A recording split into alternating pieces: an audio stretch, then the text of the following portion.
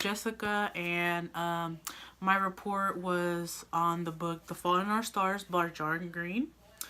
Basic info on John Green was that he was born on August 24th, 1977 in Indianapolis, Indiana.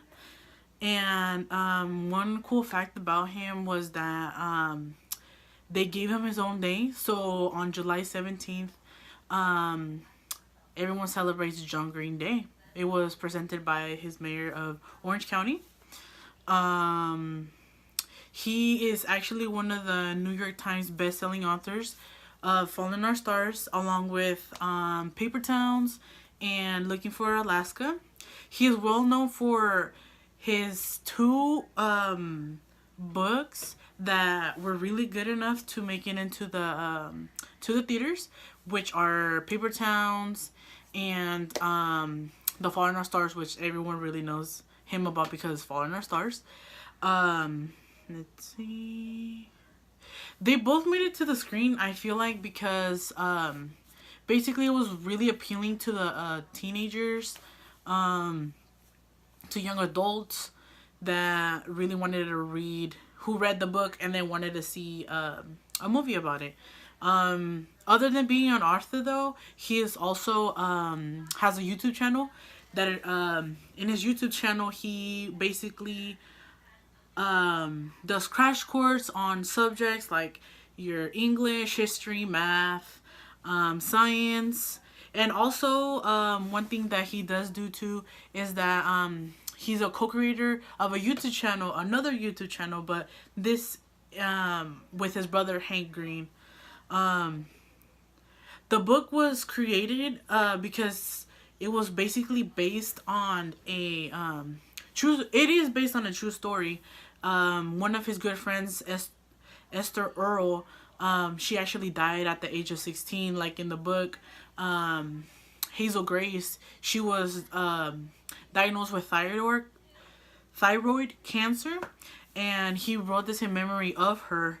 And basically everything that was written in the book actually happened. She did end up getting well, I don't want to spoil that for you guys who haven't read the book or seen the movie, but everything was in real life. Basically, the plot is really simple. It's a 17-year-old named Hazel Grace who was forced to go to a cancer support group by her mom, and that's when she actually met Augustus Waters. After the support group was done, they started talking. They got to know each other. After a couple of sessions in the group, they began developing a friendship, started hanging out. One thing led to another, and then they started going out. And however, their love was short-lived because one of them ended up getting really sick.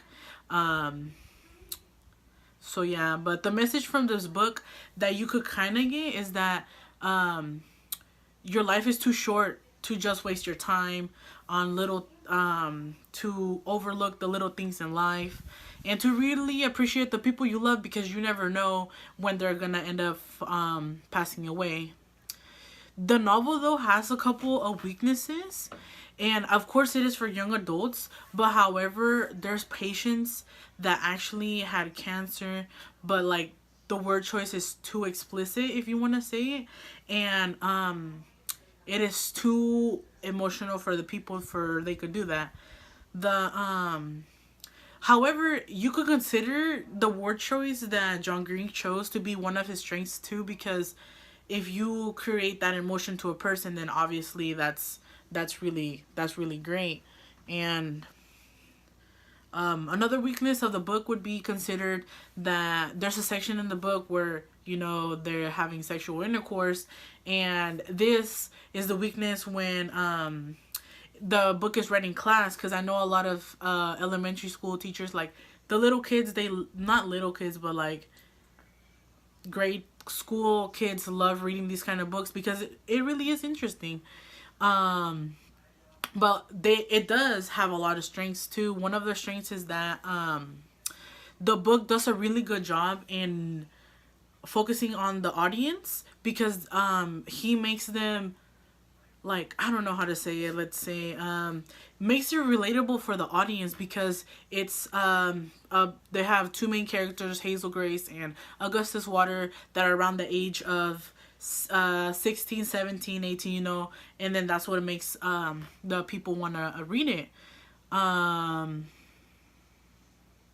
Also, a lot of girls, or I mean, I don't know, personally me, I love, you know, your typical love stories, but this one was kind of different because at the end, well, I mean, I don't want to spoil it for you. It's a twist, but also this book really wants to makes you continue reading it after chapter after chapter, because John Green, like I said, he does a really great job in most of his books in the word choice. In the word choice, because the diction that he chooses is really great. I mean, I personally love his books, not just this one. Like the climax where everything is at the top, I mean, the climax of the story, I mean, it's really great. The choice of plot, just everything, and it makes you have a mixed emotions, because I cried, I was laughing of the jokes that they made, because some of them were kind of corny, I'm not gonna lie. Overall, I think this the book was really great.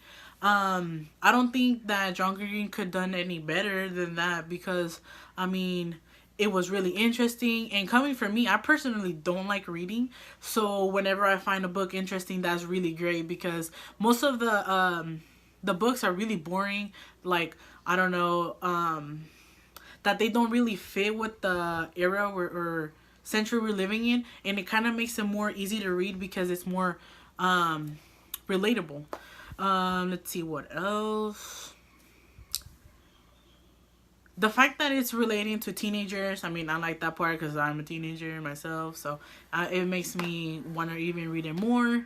The imagery, I really love how the like I keep saying, word choice, because literally you read the book and you could imagine everything that was happening in the book in your head, and for me, it's really hard for me to do that because I'm not really don't really like reading, so I don't really try. But with this book, it was really easy for me to imagine everything that was going on. Would I recommend it? Of course, I would really recommend this book to everyone, especially those people who do not like reading. Because if you don't like reading, well, yeah, if you don't like reading, this book is for you, because, and if you're like around my age, you're gonna really enjoy it. Like I keep saying, it was really funny, sad at the same time, mixed emotions. And inside the book there was like not hidden messages, but life messages, where like it teaches you about life. And one of the quotes that I really love is a metaphor that they use, where it says, where it was a scene where Augustus had a cigarette in his between his teeth, and Hazel was like, why would you do that if that's the thing that's killing you, you know?